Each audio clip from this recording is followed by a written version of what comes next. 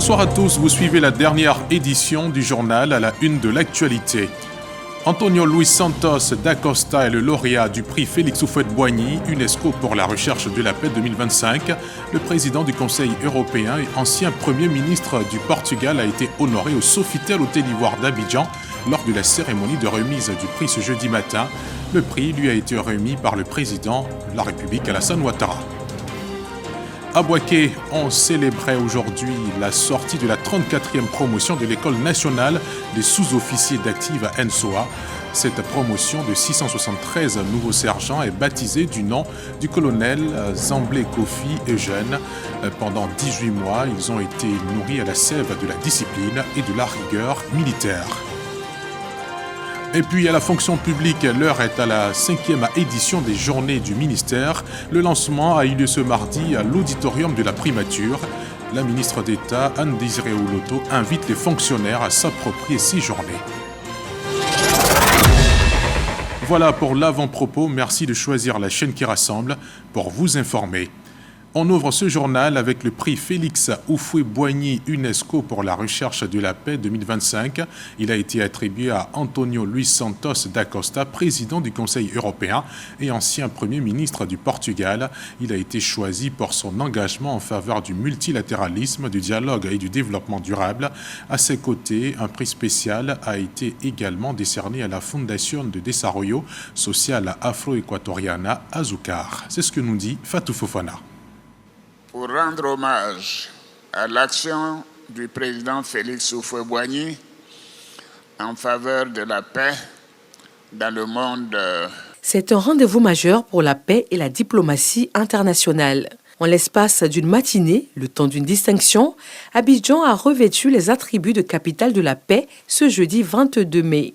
Cette paix, si chère au père fondateur de la nation ivoirienne. Le président Félix Houphouët-Boigny vit à jamais à travers son idéal et son œuvre de paix. Le prix Félix Houphouët-Boigny UNESCO pour la recherche de la paix en est un symbole fort et intemporel.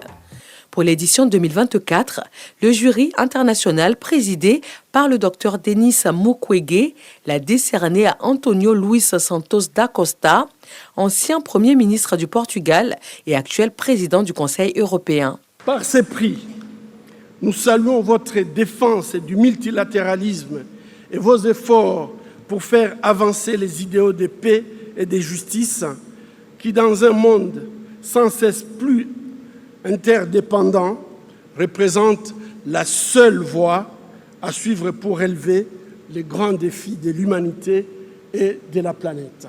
L'UNESCO joue un rôle central dans l'organisation et la remise de cette prestigieuse distinction créée en 1989.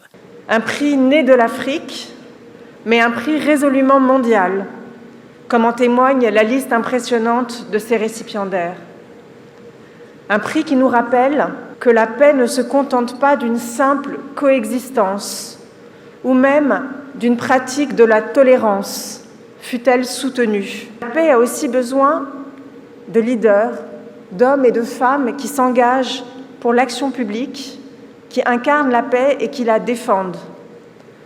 Notre lauréat cette année a pris ce risque et cet engagement de l'action publique. Je veux enfin ici témoigner de toute ma reconnaissance à la Côte d'Ivoire, à la République de Côte d'Ivoire et à son président. Antonio Luis Santos da Costa est récompensé pour son engagement en faveur du dialogue et de la cohésion sociale à l'échelle internationale. Distinction qu'il appelle à l'introspection et à la responsabilité.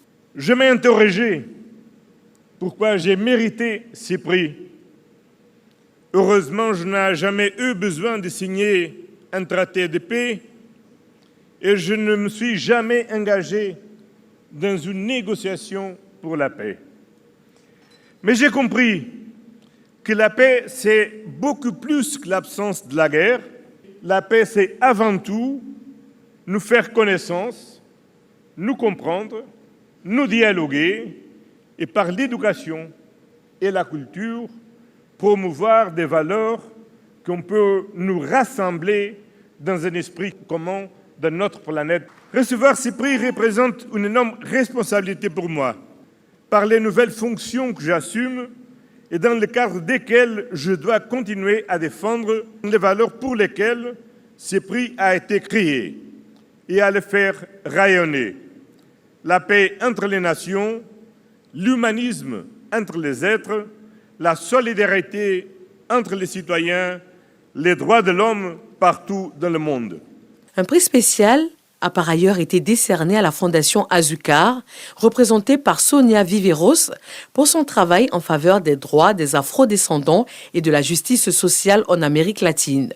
Le chef de l'État ivoirien, protecteur du prix Félix Houphouët-Boigny UNESCO pour la recherche de la paix, est revenu sur toute l'importance que revêt ce prix pour lui, pour la Côte d'Ivoire et pour le monde.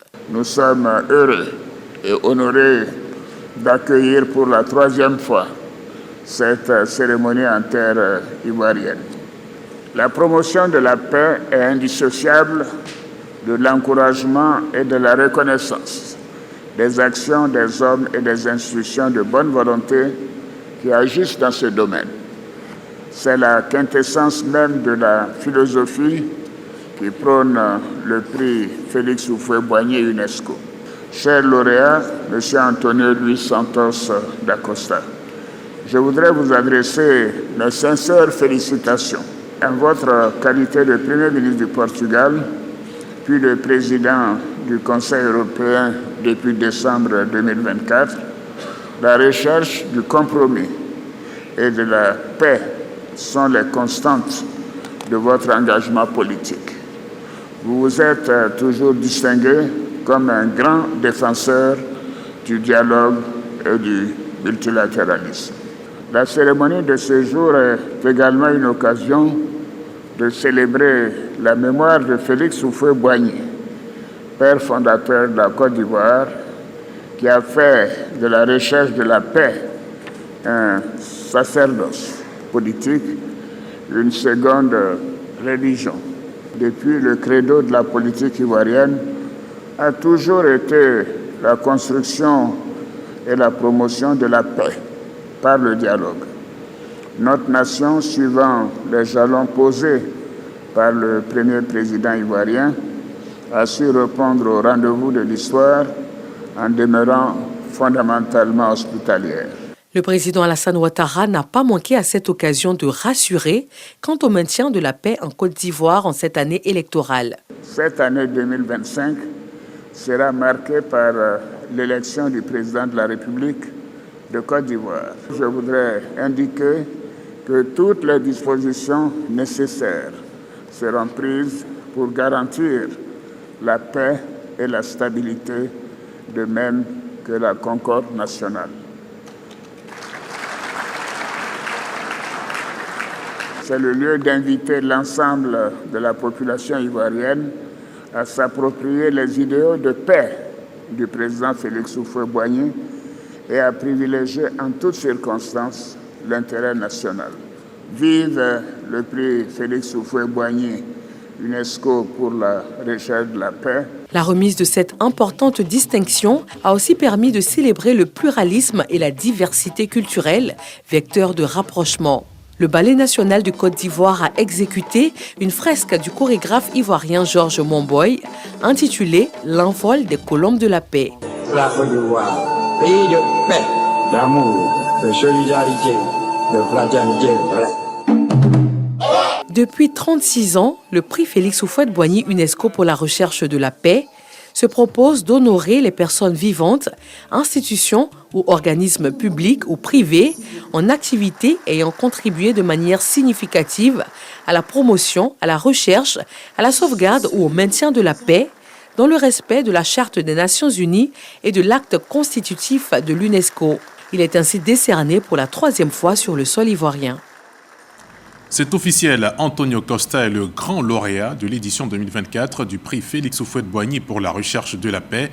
Nos reporters Mahama Traoré et Michel Kouamé nous dressent le portrait de l'ancien Premier ministre portugais et actuel président du Conseil européen. Ils nous disent également ce qui a motivé la désignation par le jury de cet homme. Âgé de 64 ans, Antonio Luis Santos da Costa est avocat de formation. Engagé dans les rangs du Parti socialiste portugais dès l'âge de 14 ans, il fait son entrée au gouvernement en 1995 en qualité de secrétaire d'État aux affaires parlementaires.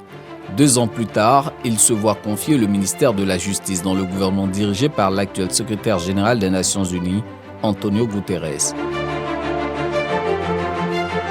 En 2005, il devient ministre de l'Intérieur du Portugal, poste dont il démissionnera en 2007 pour se faire élire à la tête de la mairie de Lisbonne, la capitale portugaise.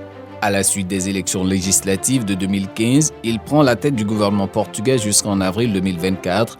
Cette somme d'expérience vaut à l'homme d'État portugais sa désignation en qualité de président du Conseil européen, fonction qu'il assume depuis le 1er décembre dernier.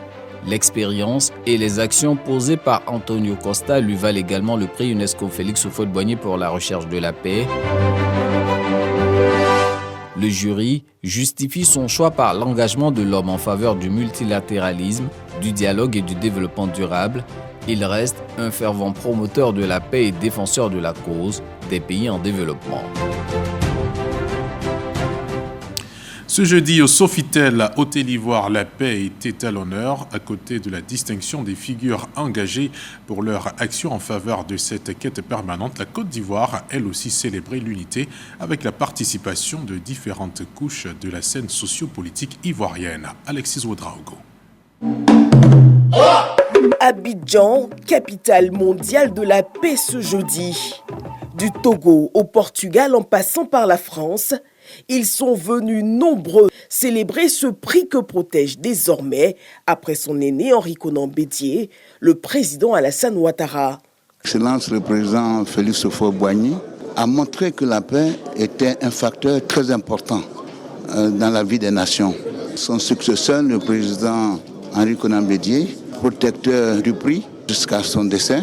Pour ces deux personnalités, il était important que nous soyons là pour le message de paix et la continuité de l'œuvre à travers donc les différents lauréats qui se sont succédés depuis 1989. Une célébration de la paix, mais aussi de la cohésion nationale autour de la vision du père fondateur. Son Excellence le président Laurent Gbagbo, qui m'a demandé de venir ici marquer sa présence et sa volonté d'aller dans le sens de la paix. Le président du Conseil européen, on a suivi son discours, c'est un homme qui travaille beaucoup pour le dialogue et pour la paix. Dans un contexte mondial éprouvé par des crises socio-politico-économiques, cette célébration du prix Félix Houphouët-Boigny pour la recherche de la paix se veut graine de l'espérance promise à l'humanité. À l'issue de cette cérémonie, le chef de l'État s'est entretenu avec plusieurs personnalités. Tout d'abord avec la directrice générale de l'UNESCO, Audrey Azoulay. Les deux parties ont évoqué l'état de la coopération entre la Côte d'Ivoire et l'UNESCO. Puis le président Alassane Ouattara a reçu le président du Conseil européen, Antonio Costa, lauréat 2024 du prix Félix Houphouët-Boigny pour la recherche de la paix. Les deux hommes ont fait un tour d'horizon des questions prééminentes à travers le monde. Enfin, le président ivoirien a reçu le président du jury du prix Félix Houphouët-Boigny pour la recherche de la paix, le Congolais Dr Denis Mukwege. Lors de cette cérémonie de remise du prix Félix Houphouët-Boigny pour la recherche de la paix, une autre star a été consacrée. Il s'agit de l'Atiéké, le certificat d'inscription du mets préféré des Ivoiriens au patrimoine culturel immatériel de l'UNESCO, a été remis au chef de l'État par la directrice générale de l'UNESCO. Loin d'être banal, cet acte confère désormais à l'Atiéké une reconnaissance et une visibilité internationale. C'est donc une nouvelle ère qui s'ouvre pour ce symbole de la gastronomie ivoirienne. C'est ce que nous dit Mohamed Traoré. Servi et consommé depuis les garbadromes, restaurants et ménages, l'Atiéké peut désormais se targuer d'être l'emblème culinaire de la Côte d'Ivoire. Le certificat que remet la directrice générale de l'UNESCO au président Alassane Ouattara l'atteste. L'acte consacre l'inscription définitive de ce mets préféré des Ivoiriens au patrimoine culturel immatériel de l'UNESCO, l'aboutissement d'un long processus mené par le gouvernement ivoirien durant 7 ans. Vous savez que l'autonomisation des femmes est un combat que le président de la République porte, et particulièrement avec la Première Dame.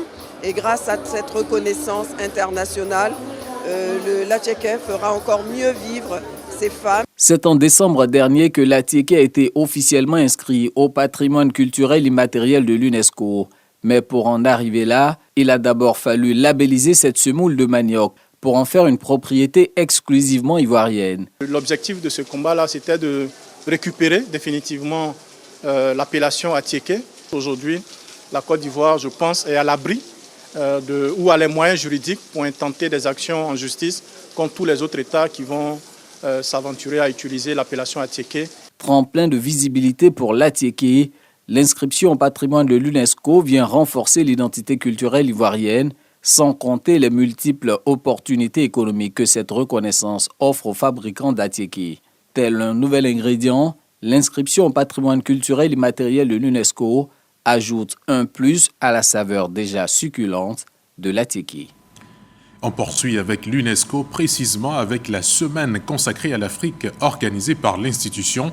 Les conférences, les panels et les expositions d'œuvres d'art n'ont laissé personne indifférent. Visite guidée des stands au siège de l'UNESCO où a lieu l'événement à Paris avec Régis Kofi et Ulrich Adongon, Puisier Apollinaire. L'entrée du hall de l'UNESCO à Paris, endimanché, à l'occasion de la Semaine de l'Afrique. Spectacle de parures et d'ornements dès les premières marches. Des vêtements de haute couture, avec des accessoires faits à la main. C'est le cafeton en fil d'or. Ça, c'est avec une broderie à la main. Et ça prend beaucoup de temps pour le fabriquer. Ça prend des fois 6 mois jusqu'à 1 an, juste pour faire une pièce comme celui-là. Les Sénégalais sont connus par les boubous. Voilà, on a fait là. C'est des broderies avec les foulards. Et là, c'est pour les hommes aussi, le bazin. Et là, c'est le brocart, bien brodé avec les foulards pour la femme sénégalaise. Un peu plus loin, des salles aménagées pour accueillir des objets traditionnels qui racontent l'histoire de certains peuples du continent. Ici, c'est une représentation du Karthala. Donc le Karthala qui a été pendant très longtemps un volcan comorien, qui est ensuite devenu le plus grand cratère pendant très longtemps, le plus grand cratère d'Afrique. Et l'artiste, donc qui a 15 ans, qui est franco-comorienne, a voulu représenter le Karthala avec une mine d'or à l'intérieur pour montrer que les Comores restent un pays encore trop peu connu avec beaucoup de richesses enfouies. On a fait venir quelques masques des différentes régions, quelques régions de la Côte d'Ivoire. Donc vous avez par exemple le masque Zaouli et vous avez également des bijoux avec des perles de la Côte d'Ivoire. Les peintres, c'est ce que vous avez vu, c'est chez les Akans. L'autre côté, c'est les Sénoufos. Au-delà du vécu des peuples, la semaine africaine, c'est aussi la découverte d'œuvres d'art. Ces œuvres, je les ai réalisées sur le thème des animaux du bassin du Congo. On est sur de l'acrylique et par la suite, en fait, j'utilise du vernis pour rendre de l'aspect brillant. Et ma technique, c'est le pointillisme. Donc, c'est avec des points que je peins. Je le mélange avec le réalisme. Et pour faire corps avec l'univers des TIC, des films documentaires projetés aux 4 coins du hall racontent l'histoire des pères fondateurs d'Afrique. Il est possible en outre d'apprendre davantage sur les grandes figures du continent grâce à cette plateforme numérique. Et que dire de ce brassage culturel matérialisé dans les jardins de l'institution? Des plats de différents pays servis aux invités. Toute une palette d'activités bien appréciées. J'aime bien justement qu'on organise ça parce que ça nous introduit davantage à ce merveilleux continent. On voit beaucoup de différences, mais en même temps, c'est très commun entre eux. Donc oui, c'est énorme et vraiment un échange impressionnant auquel on a l'opportunité de connaître, oui. C'est un endroit où justement on a l'opportunité de pouvoir voir un petit peu tous ces vêtements qu'on voit nulle part ailleurs et de pouvoir voyager tout en restant en France d'ailleurs. On adore la nourriture ivoirienne. On regagne la terre des Burnies. À Bouaké, le ministre d'État, ministre de la Défense, a présidé la sortie de la 34e promotion de l'École nationale des sous-officiers d'active. Cette promotion de 673 nouveaux sergents est baptisée du nom de feu le colonel Zamblé Kofi Eugène. Elle aura passé 18 mois à l'ENSOA pendant lesquels ils ont appris la discipline et la rigueur militaire, des aptitudes nécessaires pour la défense nationale. Reportage signé Kader Sogodogo.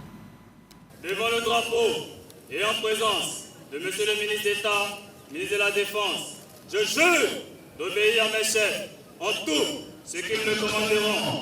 573 sergents, dont 578 hommes et 95 femmes, en sont 523 formés dans 26 spécialités. de la logistique, du bâtiment, de la santé et des TIC. Deux symboles forts à noter. La 34e promotion de l'École nationale des sous-officiers d'actifs Nsoa Bouaké, qui reçoit ses épaulettes de sergent, est baptisée du nom de feu le colonel Zamblé Kofi Eugène, dont l'épouse est présente. Le parrain est le général de brigade Zoumana Ouattara, commandant de la zone opérationnelle Nord. Au moment de quitter l'Nsoa, c'est en présence du ministre d'État, ministre de la Défense Téné Birahima Ouattara et le chef d'état-major général des armées, le général de corps d'armée Lassina Doumbia, que le commandant école laisse un message fort à la promotion colonel Zamblé Kofi Eugène. Chers élèves, sachez que votre défi sera de donner en tout lieu et en tout temps l'exemple de l'abnégation, de la discipline et de la rigueur dans le travail. C'est à ce titre que vous apporterez la quiétude aux braves populations que vous défendez. Il vous appartient d'œuvrer à garantir non seulement leurs intérêts, mais aussi et surtout à garantir le succès des armes de la Côte d'Ivoire et de vos pays respectifs. Tout en félicitant le nouveau sergent, le ministre d'État, ministre de la Défense, se réjouit de leur intégration dans la grande famille des militaires, à un moment où de grands défis existent. Chers sous-officiers de la promotion sortante, en prêtant serment ce matin, vous vous engagez à servir vos armées avec honneur et fidélité. Je voudrais, au nom du président de la République, son Excellence Alassane Ouattara, chef suprême des armées, vous en féliciter. Les modules de formation qui vous ont été dispensés vous offrent la capacité de faire face aux défis actuels qui sont la lutte contre le terrorisme, la grande criminalité, la piraterie maritime et les menaces transfrontalières. Le Cameroun, le Gabon, le Togo, la Centrafrique, le Congo-Brazzaville et la Guinée ont fait confiance à la Côte d'Ivoire pour la formation de leurs militaires. Ils font partie de cette 34e promotion qui a gratifié hiérarchie militaire, parents et invités d'un défilé, avec leur nouveau galon fièrement dressé sur les épaules. C'est le fruit de 18 mois de dur labeur à l'Nsoa. C'est parti pour la 5e édition des Journées de la fonction publique. Le lancement a eu lieu ce mardi à l'auditorium de la Primature à Abidjan-Plateau. Cette année, le thème retenu est bilan et perspective des actions de transformation du service public. La ministre d'État Anne-Désirée Oloto invite les fonctionnaires à s'approprier ces journées et à prendre d'assaut les sites des activités dans les 15 régions administratives retenues. C'est ce que nous disent Grace Kando et Basile Kouassi. Le ministère d'État, ministère de la fonction publique et de la modernisation de l'administration, remet le couvert pour la 5e édition des Journées de la fonction publique, dénommées JFP. Ces journées sont des occasions de partage d'expériences, de bonnes pratiques et d'introspection pour les fonctionnaires. Les Journées de la fonction publique ont été instituées par l'Assemblée générale des Nations unies depuis 2006, avec pour objectif de célébrer le service public et de valoriser le rôle de ses animateurs, notamment les fonctionnaires, dans le développement des communautés. En plus d'Abidjan, 15 régions de la Côte d'Ivoire sont retenues. Au menu des activités, table ronde, panel, ateliers cliniques et décoration. Pour cette 5e édition, le thème retenu est « Bilan et perspective des actions de transformation du service public ».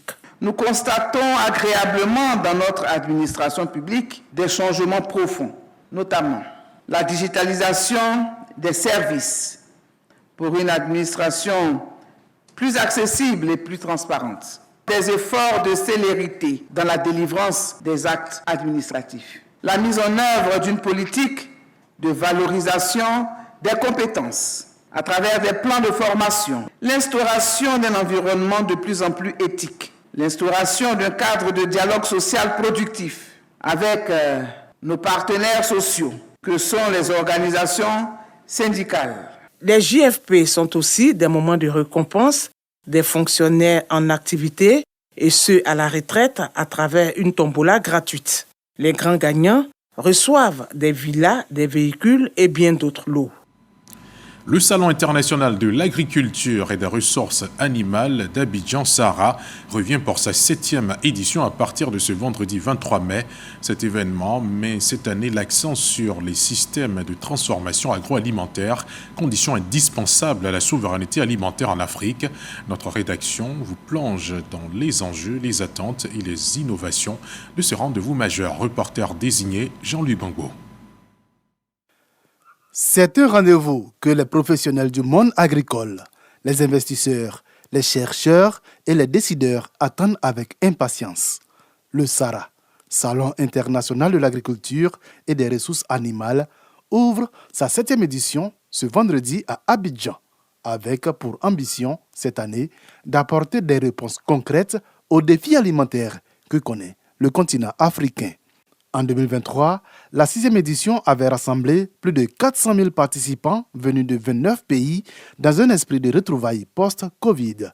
Cette dynamique se poursuit cette année avec une édition placée sous le thème « Quel système de transformation agroalimentaire pour la souveraineté alimentaire en Afrique ?» C'est une vision en tête qu'il faut faire, mais comme on ne peut pas faire seul, il faut que tous les Africains se mettre ensemble pour réfléchir comment on peut amener les Africains à nourrir les Africains, pour donc avoir une sécurité alimentaire totale, une souveraineté alimentaire. Il faut pouvoir sortir la production des zones de production, il faut pouvoir les stocker quelque part et il faut pouvoir la transformer pour qu'on puisse en bénéficier davantage, pour que tout ce qui part de la fourche puisse arriver presque à 99% à la table. Dans un contexte où la sécurité alimentaire mondiale est fragilisée par les crises géopolitiques, le changement climatique et une pression démographique croissante, le Sahara 2025 s'ouvre comme un espace d'échange pour penser une nouvelle génération du PNIA, le Programme national d'investissement agricole ivoirien qui prendra le relais dès 2026. Aujourd'hui, le président de la République est en train de trouver des leviers pour pouvoir rendre efficace cette mécanisation. Il ne suffit pas seulement d'avoir la machine, mais ceux qui l'ont, ils n'arrivent pas non seulement à l'utiliser et ils n'arrivent pas à la rentabiliser, ils n'arrivent même pas à faire la maintenance. Donc aujourd'hui, c'est comment orienter cette mécanisation pour que ça puisse produire. Cette année, la Chine est le pays invité d'honneur, signe d'une volonté affirmée de renforcer les partenariats sud-sud et nord-sud et d'ouvrir davantage l'agriculture ivoirienne et africaine aux expériences internationales de transformation réussies, pour que l'agriculture ne soit plus seulement vue comme un secteur de subsistance, mais comme un moteur de croissance, de souveraineté et de dignité pour l'Afrique. 24 heures après l'éboulement survenu dans la commune d'Atekoubé, la pluie continue de faire des dégâts. Cet après-midi du jeudi, une clôture s'est partiellement effondrée sur des commerçants installés à proximité du carrefour Sable dans la commune de Yopougon. Le bilan dressé par le groupement des sapeurs-pompiers militaires fait état de 4 blessés évacués vers les hôpitaux de référence et des dommages matériels. Des équipes du ministère de la Construction dépêchées sur les lieux ont procédé à la démolition totale de la clôture. On fait à présent le tour de l'actualité hors de nos frontières dans cette compilation que nous propose Gabriel Zani.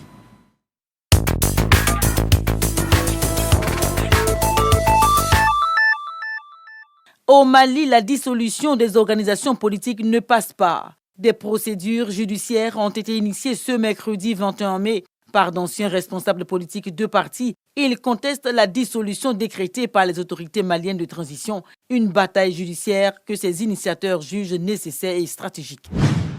En République démocratique du Congo, l'ancien Premier ministre Augustin Matata Ponyo a été condamné le mardi 20 mai par la Cour constitutionnelle à 10 ans de travaux forcés pour avoir détourné plus de 245 millions de dollars destinés au projet du parc agro-industriel de Boukangalanzo, non loin de Kinshasa. Ses complices, l'ancien gouverneur de la Banque centrale, Diogradias Mutombo, et le Sud-Africain Christo Kolber, ont écopé de 5 ans de prison. Aux États-Unis, le président sud-africain Cyril Ramaphosa a rencontré le mercredi 21 mai son homologue américain Donald Trump. Parmi les sujets abordés, l'expropriation des fermiers blancs sud-africains de leurs terres, les appels à la haine raciale. Le président sud-africain a assuré qu'il n'en était rien et que l'Afrique du Sud fait face à un problème de criminalité qui est général. Cette édition avec le prix Félix Houphouët-Boigny UNESCO pour la recherche de la paix 2025 a été attribué à António Luís Santos da Costa, président du Conseil européen et ancien Premier ministre du Portugal, récompense en faveur de son engagement pour le multilatéralisme, le dialogue et le développement durable. Un prix spécial a été également décerné à la Fundación de Desarrollo Social Afro-Equatoriana, Azucar, dirigée par Sonia Viveros, pour son action en faveur des droits des Afro-descendants en Amérique latine et son engagement pour une société plus inclusive. La cérémonie de remise du prix a eu lieu ce 22 mai 2025 au Sofitel, Hôtel Ivoire, Abidjan. Et c'est la fin de ce journal. Merci d'être resté aussi tard pour vous informer sur la chaîne qui rassemble. Je vous donne rendez-vous demain, Dieu voulant, pour l'édition du journal de 13h.